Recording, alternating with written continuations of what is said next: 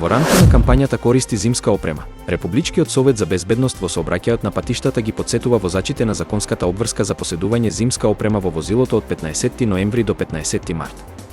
Временските услови, како што се влажни коловози, пониски температури, врнежи од дожд и снег и намалена видливост, можат да го зголемат времето на реакција на возачите, да ги деконцентрираат и да го продолжат со пирачкиот пат.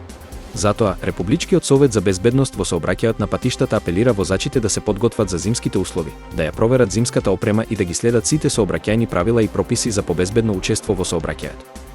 Републичкиот совет за безбедност во сообраќајот на патиштата советува редовно проверување на возилото, вклучувајќи проверка на антифризот, маслото во моторот, течноста за бришачите, акумулаторот и притисокот на пневматиците. Возачите треба да се обезбедат со течност или спреј за одмрзнување на стакло и брави.